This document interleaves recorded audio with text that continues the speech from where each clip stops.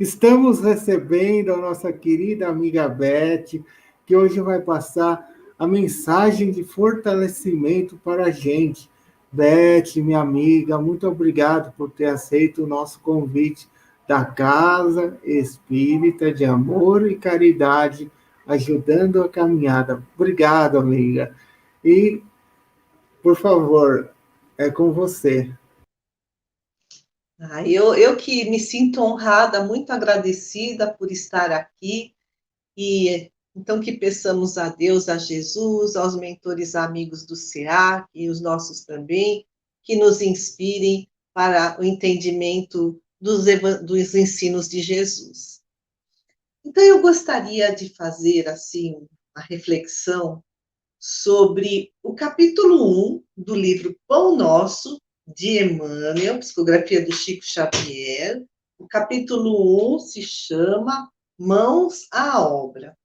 A epígrafe, né, é aquela frase que inicia o capítulo e serve de tema, é de Paulo, lá na carta de 1 Coríntios, capítulo 14 e versículo 26. Então, Paulo escreve: Que fareis, pois, irmãos?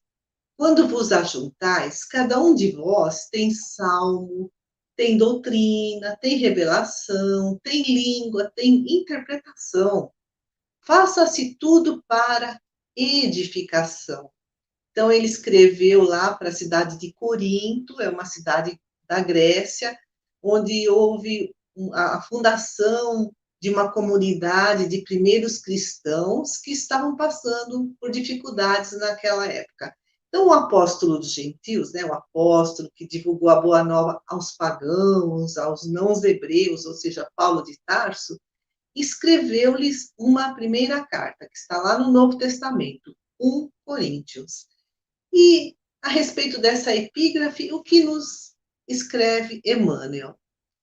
Ele diz assim: a igreja de Corinto lutava com certas dificuldades mais fortes.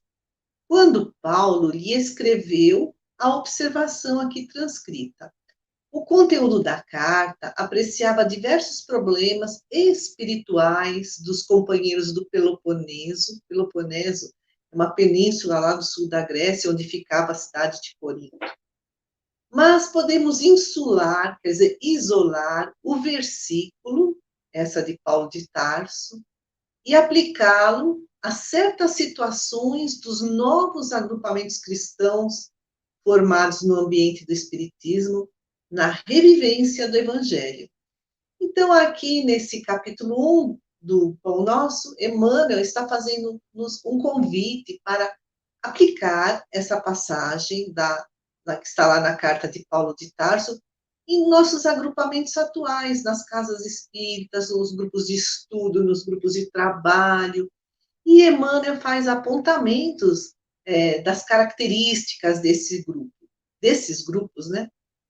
Diz ele: quase sempre notamos intensa preocupação nos trabalhadores por novidades em fenomenologia e revelação. Quer dizer, os tarefeiros ficam preocupados, muitos tarefeiros, com a fenomenologia e a revelação, preocupados com as mensagens mediúnicas. Tem aquele tarefeiro que participa de um grupo de estudos de desenvolvimento mediúnico, e se a mediunidade dele não se torna expressiva, ele até se desinteressa pelos estudos. Mas olha que interessante, lá na Revista Espírita, de dezembro de 1863, Allan Kardec previu 6 fases ou períodos do Espiritismo. A primeira fase é a fase da curiosidade, com essa manifestação dos espíritos, é a fenomenologia, as mesas girantes, né? Tudo que aconteceu no início lá da codificação espírita. O segundo período é o período filosófico, segundo Allan Kardec, que começou no dia 18 de abril de 1857, com o lançamento do Livro dos Espíritos. Então, trazia um estudo, uma pesquisa dessa fenomenologia, e não assim tida como uma simples diversão. A terceira fase é a fase de luta, porque começou com a perseguição da Igreja Católica, que mandou queimar 300 obras espíritas lá em Barcelona, na Espanha. O quarto período, segundo Kardec, é o religioso, começou no dia 15 de abril de 1864, com o Evangelho segundo o Espiritismo, e no ano seguinte com o livro Céu e Inferno. O quinto é o período intermediário, segundo ele, um ajustamento das fases anteriores, e aí ele publicou a Gênese, e foi nessa fase que Allan Kardec desencarnou. E ele previu que viria a sexta fase da regeneração social. Então, a nossa reforma íntima individual é que levaria a reformas sociais, e é esse momento de transição planetária. Então, olha que interessante. Emmanuel fala que alguns tarefeiros, ou até algumas casas espíritas, ficam apegados à fenomenologia, pessoas ou grupos mais preocupados com os fenômenos do que com os estudos. Então, o que significa isso? Eles estão na primeira fase do espiritismo, que aconteceu lá no século XIX, e continua Emmanuel. Alguns núcleos costumam paralisar atividades quando não dispõem de médiums adestrados. Por quê? Pergunta ele. Médium algum solucionará, em definitivo, o problema fundamental da iluminação dos companheiros. Quer dizer, nós estamos adentrando esta fase de iluminação interior, é uma fase, a iluminação individual, e ela é decorrente do nosso trabalho no bem, da nossa reforma íntima. Então, não depende de médiums estarem conosco, depende do que fazemos com o conhecimento que adquirimos. E Emmanuel continua, nossa tarefa espiritual seria absurda se estivesse circunscrita à frequência mecânica de muitos, a um centro qualquer, simplesmente para assinalarem o esforço de alguns poucos. Então, não basta a frequência mecânica, ir ao centro espírita, ouvir palestras, ouvir as mensagens mediúnicas, não basta. É preciso estudo, é preciso autotransformação. E continua Emmanuel.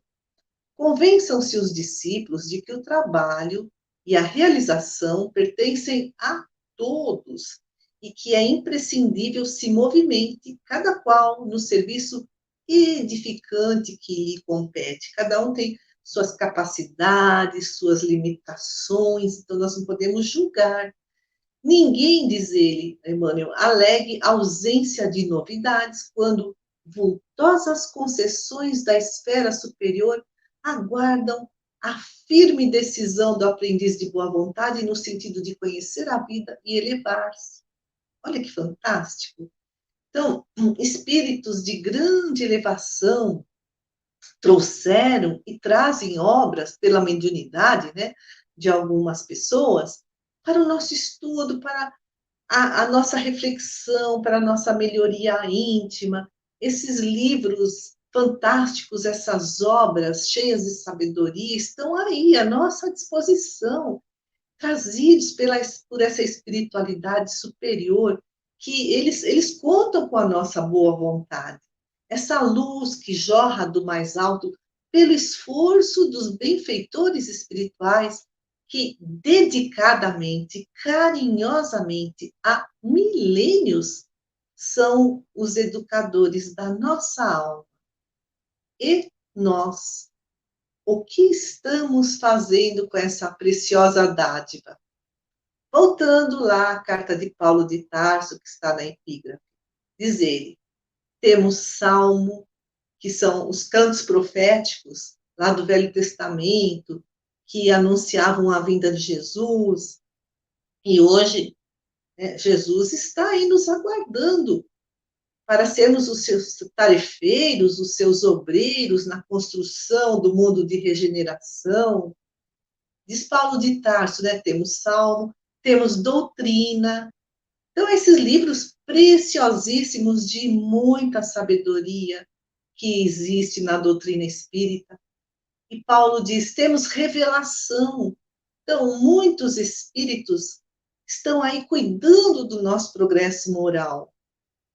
da educação da nossa alma, com mensagens edificantes, Emmanuel, Joana de Ângeles, Irmã Cidufo, Manuel Filomeno de Miranda, André Luiz, Humberto de Campos, Bezerra de Menezes, tantos outros.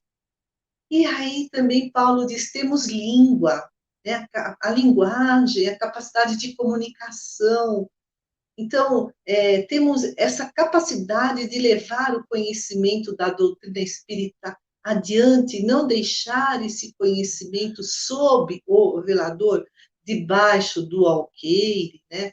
Guardado só para nós. Temos interpretação, diz Paulo de Tarso, essa capacidade de interpretar o que lemos, o que vemos, o ouvimos, porque a partir dessa nossa capacidade de atribuir valor, de atribuir sentido, de atribuir significado, é que nós fazemos as escolhas da nossa vida, que nós traçamos o roteiro do nosso caminho. E o que estamos fazendo com tudo isso que recebemos? É uma dádiva imensa do Pai de imenso amor e misericórdia.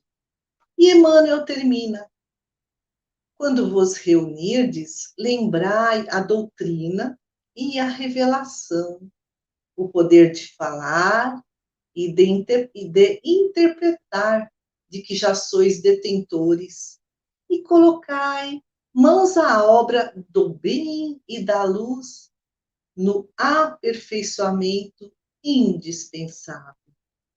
Convite maravilhoso de Emmanuel para que possamos aproveitar essas dádivas que nos chegam para a nossa melhoria interior, para a nossa paz de espírito e, a partir daí, colaborando na construção de um mundo melhor. Então, eu peço a Deus, a Jesus, que abençoe todo o nosso planeta, abençoe todas as cidades do mundo inteiro, cada habitante, cada lar, abençoe nossos familiares, que possamos aproveitar esses recursos magníficos que estão sempre à nossa disposição, tornando-nos pessoas a cada dia melhores. Sê conosco, Senhor, hoje e sempre. Graças a Deus. Muita paz.